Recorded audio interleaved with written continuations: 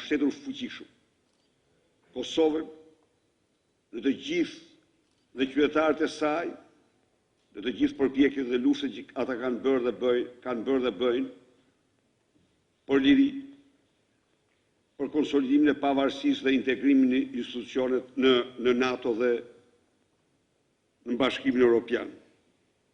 Në këto takime u diskutuan marrëdhëniet tona në tërësi, në të gjitha fushat. Por një vend veçantë në fushën e energjisë, mbasi ajo është dhe përparësia kryesore e qeverisë sonë. Unë mora garancit plot nga kryeministri Erdogan, se ai dhe qeveria e tij mbështet plotësisht projekte të cilat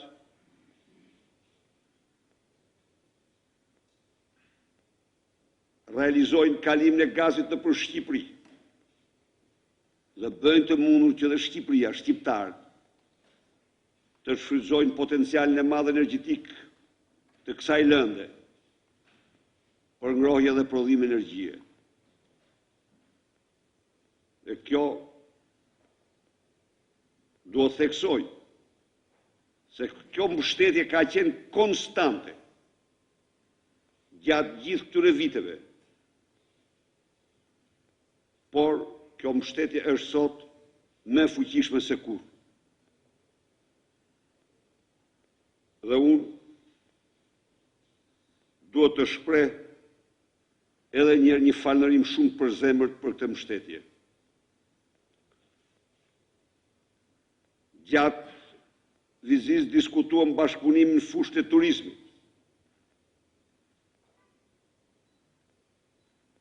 Turqia ka njohur rritjen më të jashtëzakonshme të turizmit gjatë këtyre viteve. Ka një ekspertizë të shkëlqyer. Premtimet që mora për inkurajimin e investitorëve turk do të bëhen realitet siç janë bërë në fushën e turizmit, do të bëhen realitet siç janë bërë në fusha të tjera.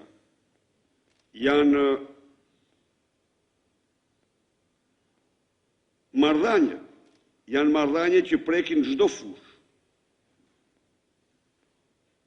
Në fushën e arsimit, në fushën e shtetësisë, në fushën e mbrojtjes. Turqia ka dhënë një ndihmë thelbësore në përpjekjet tona për antarësimin në NATO dhe në bashkëpunimin e Shqipërisë me NATO-n. Unë pata kënaqësinë të ftoj mikun tim dhe mikun e shquar të shqiptarëve të marrë pjesë në festimin e 100 vjetorit të pavarësisë së Shqipërisë. Ftesë e cila u premtua me kënaqësi, u pranua me kënaqësi dhe jam i bindur se ky premtim do bëhet realitet. Në Turqi, ajo që është prekse në rrafshin pozitiv, në atë vend dhe në atë shtet, ka më shumë shqiptarë se në Ballkan. Ky është realiteti. Historia e dy vendeve është një histori që daton shekuj. 100 vitet janë. Vitet e bashkëpunimit dijitoz midis dy vendeve dhe kombeve mike dhe sovrane. Tani, me qenë se disa patriot padhe jam ndjerë të lëndur, sepse unë kam fol për lidhje gjaku, u them këtyre zotrive që shesin ignorancën e tyre çdo ditë në shkrime, se cila është origjina e fisëve ilire dhe cila është origjina e fisëve turke është qartësisht e njohur. Dhe se cilit grupi përkasin fiset ilire dhe cilit grupi i përkasin fiset turke, këto janë në njohurit elementare të teksteve të gjitha shkollave të gjitha niveleve. Por, të mendosh se vetëm gjaku i fisëve që nga gjaku, lidhja e vetë me gjakut, është qesharake. Dhe është botrisht i njohur pasioni turkëve për të marrë shqiptare. E kanë, po këte kanë parsore ata. Po, atëherë, çfarë të themi ne, se këta nuk kanë gjak shqiptar, se këta nuk kanë gjak të përzierë, unë duhet i garantoj këta të nderuar zotëri, se unë jam shumë krenar me ta, dhe çdo shqiptar është krenar me ta, sepse ata janë shumë krenar me Shqipërinë dhe me shqiptar. Pra, njerëz që vënë një etiketë. Kështu që jo janë lidhje gjaku, po të fuqishme. Të fuqishme. Tani, si u gjetër atje 6-7 milion shqiptar. Ajo është çështje historisë.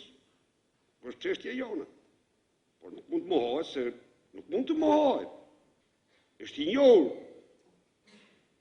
tendenca e emigracionit të shqiptarëve, janë të njohur ambicjet imperiale të tyre, se jo me kota të arritën në nivelet më të larta të prenorisë, një kom që zuri Karrigen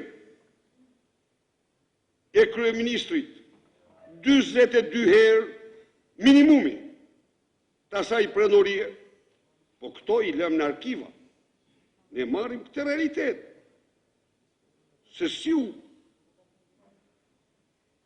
lënduan këta patriot pa dhe,